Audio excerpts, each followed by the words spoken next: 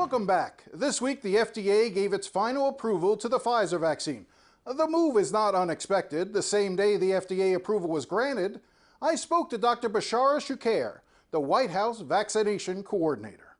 This is an important moment where we know that there are a lot of people who are unvaccinated yet or undecided on getting vaccinated. They've been waiting for the FDA to issue its full authorization of the vaccine. And if you've been waiting for that moment, now is the time to get vaccinated. We know the FDA has gone through an extraordinarily complex process that looked at the vaccine safety, the effectiveness, the way it's manufactured, and they've reviewed literally hundreds of thousands of pages worth of preclinical data, clinical data. They looked at manufacturing. They visited sites where the vaccine is manufactured. So we know the FDA is the gold standard when it comes to drug safety, and we're really excited that this moment has come for the Pfizer vaccine for 16 years old and older. How soon before we can expect some sort of a ruling on the Moderna vaccine? Well, we know we'll have to wait until the Moderna vaccine and the J&J vaccine, the manufacturers submit the rest of their applications to the FDA. We know this is a top priority for the FDA. They already told us that. So as soon as this process is completed, the FDA will communicate with the American public about both Moderna and the J&J vaccine. The president today said that he hopes private businesses will take the lead of the federal government in mandating vaccinations for those who can be vaccinated. Why is that appropriate?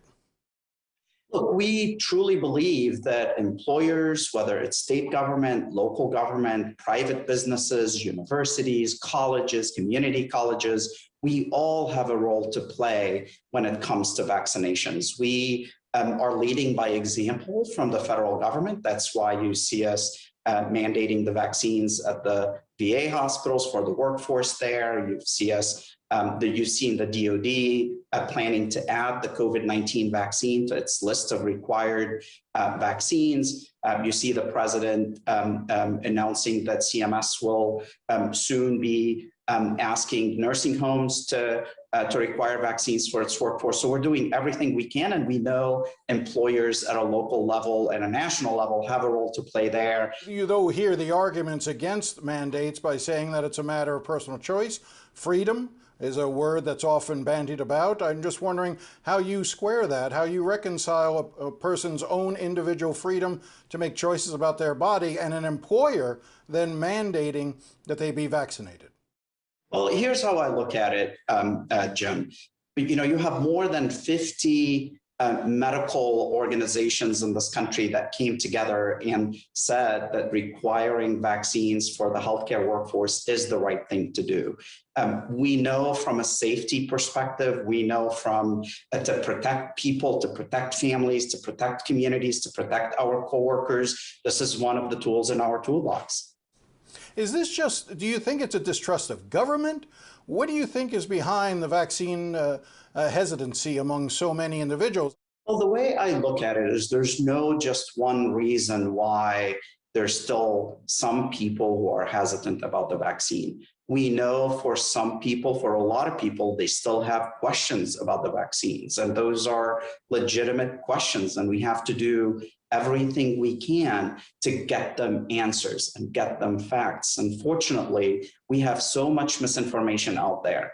And I have no doubt when we fight this misinformation with information, with facts, when we have these conversations with people, they will be more inclined to getting vaccinated. We're here in Florida where we have a governor who seems to be stressing treatment after getting COVID rather than pushing vaccinations. He's been traveling around, opening antibody clinics, monoclonal antibody clinics. When you listen to the governor of Florida talk about these alternatives, and in some ways dismissing the effectiveness of vaccines and raising some doubts about them, what's your reaction? Well, I'll start by saying monoclonal antibody treatment have a significant role to play to prevent people from getting hospitalized. And we continue to work with states, including Florida and states across the country, to make sure that monoclonal antibody treatments are available to people who are testing positive, who are at risk, or who've been exposed and have high risk of complications from COVID-19.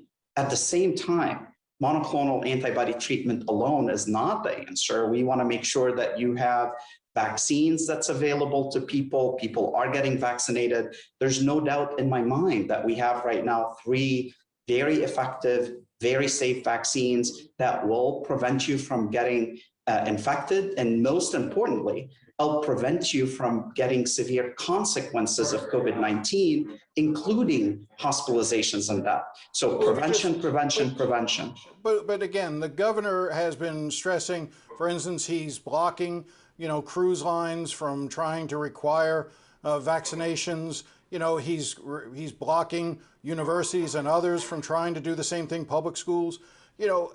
Is the governor of Florida making your job harder? I have no doubt in my mind. I look at data, I look at science. There's no doubt in my mind that vaccination is our best path to getting us to be able to put this pandemic behind us. There's no doubt. The data are clear. The facts are clear. You look at the overwhelming majority of people who are hospitalized today due to COVID-19. They are unvaccinated. You look at the overwhelming majority of people who are dying from COVID-19. By far, they are those who are unvaccinated. We know vaccines work. Well, the other thing I would add, Jim, here is that we are seeing more and more people rolling up their sleeve to get that very first shot. We're seeing an uptick nationally, and we're seeing that uptick in Florida as well. I just looked, over the last 10 days, you have more than 385,000 people in Florida who rolled up their sleeves for that very first shot. I think people are realizing that this pandemic is not over, that this Delta variant is serious, is much more contagious. They're realizing that they know people now who are in the hospital because of COVID-19, and we're hoping that this is creating an uptick in people wanting to get vaccinated. And I think today's FDA full approval of the Pfizer vaccine would be another reason for those folks who've been still waiting to go ahead and get vaccinated today. We'll be right back.